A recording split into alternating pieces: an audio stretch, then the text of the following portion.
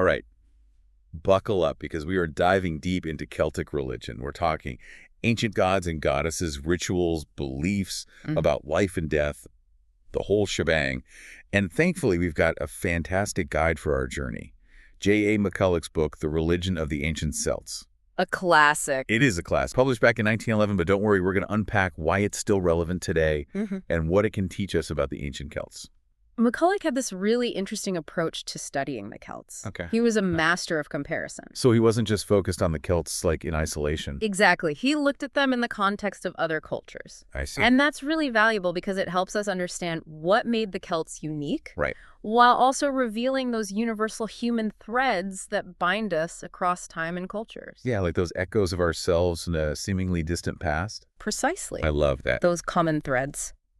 One of the things that blew me away when I was reading McCulloch was just the sheer number of gods and goddesses. It's remarkable, isn't it? Over 400, he lists. Yeah. That's incredible. 400 Celtic gods and goddesses. It speaks to a worldview where the divine wasn't confined to temples or some distant heavens, right, but was woven into the very fabric of their existence. And a great example of this is this concept of divine animals. Oh, yeah.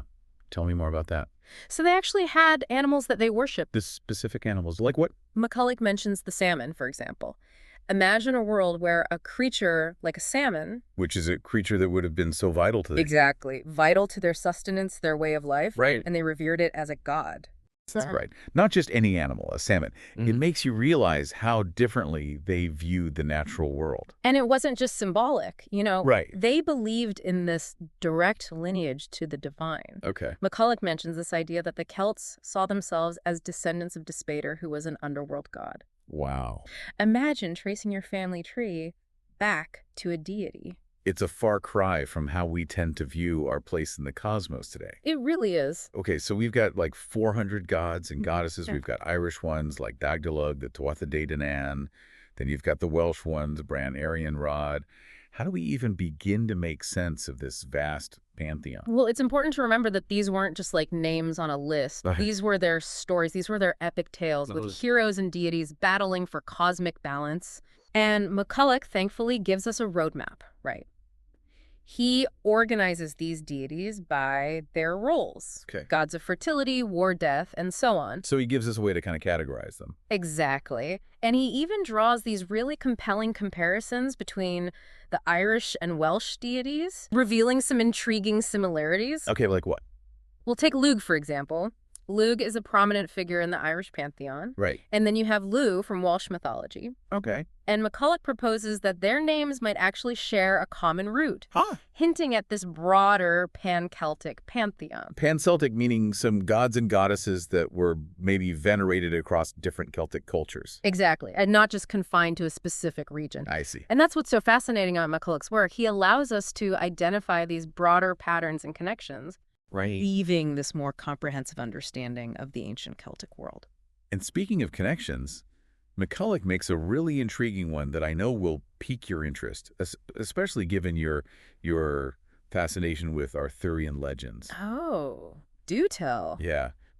He suggests that characters like Gwyn ap Nudd, this incredible warrior from Welsh myth, might have roots that stretch back to the god Nodons. Wow. It's like peeling back layers of time It is. to uncover these hidden connections. It's a fascinating example of how myths evolve. Right. How these stories morph and shift through generations, Yeah. acquiring new layers of meaning along the way. Because we have to remember, too, that a lot of these stories weren't written down until centuries after the peak of these ancient Celtic cultures, right? Precisely. And McCulloch points this out. He says, by the time these stories were being written down, these once mighty gods, they had transformed. They'd become mortal heroes, dwelling in enchanted hills. Wow. Their divine origins fading into legend. That's amazing. Imagine those original tales, those primal stories where these figures commanded the forces of nature. Right. It's like we're catching these glimpses of a forgotten world. Exactly. These fragments of belief systems that have shaped Western imagination for centuries. Yes. Precisely. And these whispers, these echoes of belief. They're not just confined to ancient texts and crumbling ruins, are they? Not at all. McCulloch highlights how they resonate even today in unexpected ways. Okay. Consider the festival of Beltane, Oh, yeah. a celebration embraced by many modern pagan traditions. Right, with the bonfires and the rituals welcoming the warmth and fertility of summer. Exactly. Yeah. And McCulloch traces these practices Back to their Celtic roots. exactly back to their Celtic roots.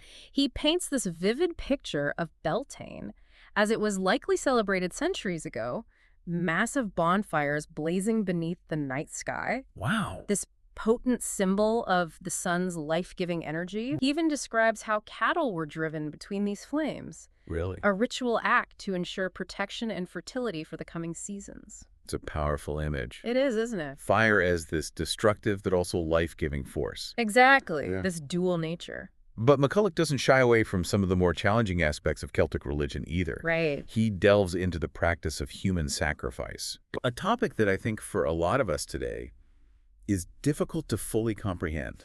It is a subject that requires sensitivity Yeah. and a willingness to understand the worldview of a culture vastly different from our own. Right. And McCulloch, I think, does a good job of not sensationalizing this practice. Okay. He carefully examines the various contexts and motivations behind it. So it wasn't simply about cruelty or violence for its own sake. No.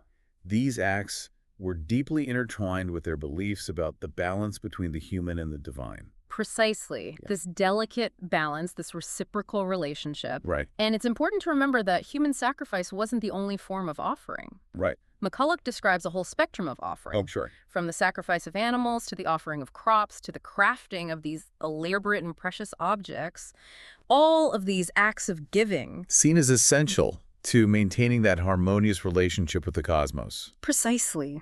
It's interesting, this whole concept of reciprocity, Yeah. this giving and receiving, It was central. that played such a central role in their religious practices. Absolutely. Yeah. Yeah. Speaking of rules and obligations, Yes. McCulloch dives into this really intriguing aspect of Celtic culture known as the Geis system. Yes, the geis, or Gisa, in its plural form, Okay. a truly unique element of Celtic society. So how would you describe this?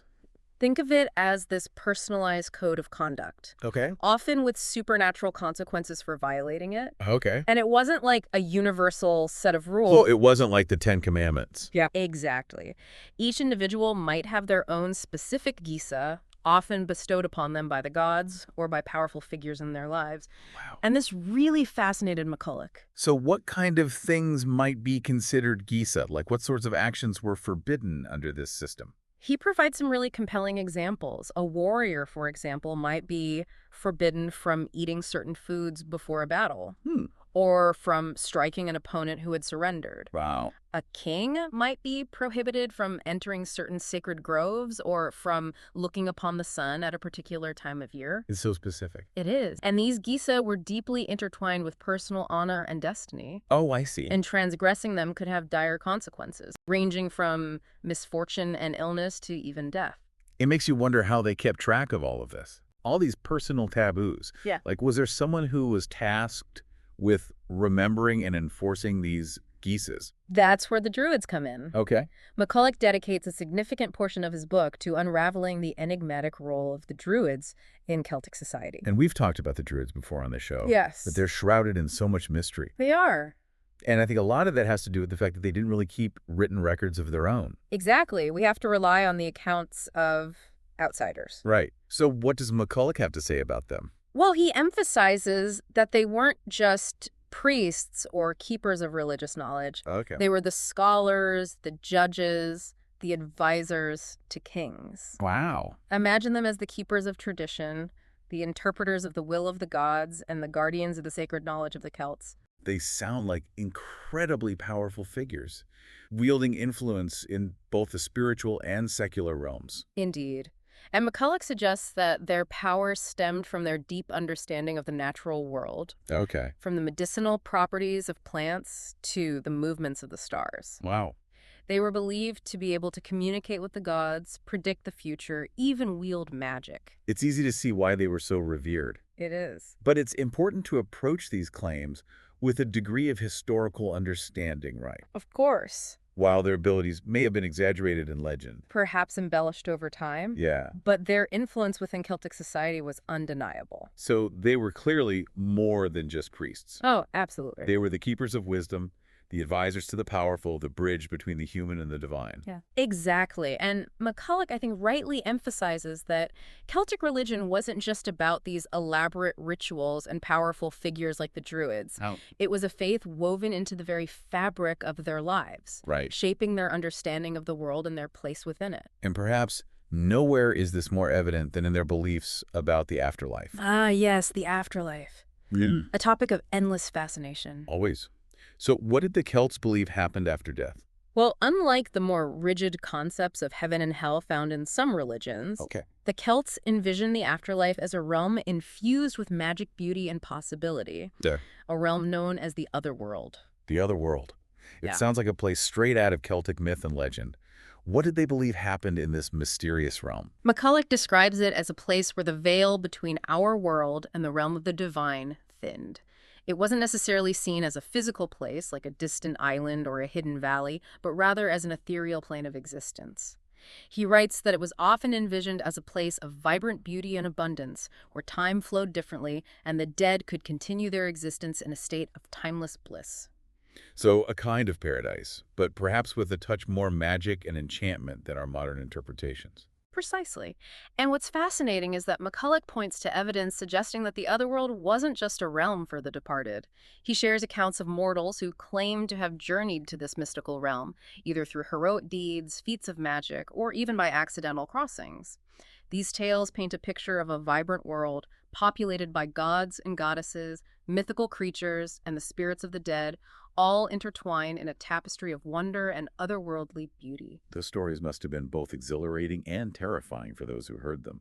It's like peeking through a window into a realm where anything is possible. Did the Celts believe everyone went to the other world after death, or were there other possibilities? That's where things get even more intriguing. McCulloch delves into the nuanced aspects of their beliefs, explaining that the other world wasn't the only destination for the souls of the departed.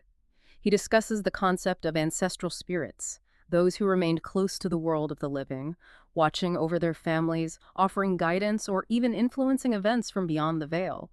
It speaks to a deeply rooted belief in the continuity of life, a sense that death, while a transition, didn't sever the ties of kinship and community. So we've journeyed through this rich tapestry of Celtic belief with McCulloch as our guide. We've encountered their gods, explored their rituals, and even glimpsed their vision of the afterlife. What's the key takeaway here? What does McCulloch ultimately reveal about the ancient Celts and their worldview? One of the most important things to remember is that Celtic religion wasn't a monolithic, unchanging entity. It was a vibrant tapestry woven from a myriad of threads, ancient traditions passed down through generations, influences from neighboring cultures, and the evolving beliefs of the people themselves. McCulloch emphasizes that we shouldn't view Celtic religion as a static system frozen in time, but rather as a dynamic force that adapted and changed over centuries. It's a reminder that cultures are rarely ever static. They're constantly evolving, shaped by both internal and external forces. This deep dive into McCulloch's work has given us a taste, a glimpse into a world brimming with gods, magic, and profound beliefs. But as with any good journey, it leaves us with more questions than answers, a thirst for further exploration. Indeed. And that's the beauty of it. There's always more to uncover, to understand, to ponder. McCulloch's work provides us with a solid foundation, but it's up to each of us to continue the exploration. If you're looking for where to go from here, I'd suggest delving into the specific deities and myths that resonated with you during this deep dive. Explore their stories, their attributes, their roles within the Celtic pantheon. You might be surprised at the depth and richness that awaits. It's like we've been given the keys to a treasure trove, but it's up to us to unlock the chests and discover the wonders within. This deep dive may be ending, but the exploration of the ancient Celts and their enduring legacy continues. Until next time, keep seeking, keep questioning, and most importantly, keep diving deep into the mysteries of our world.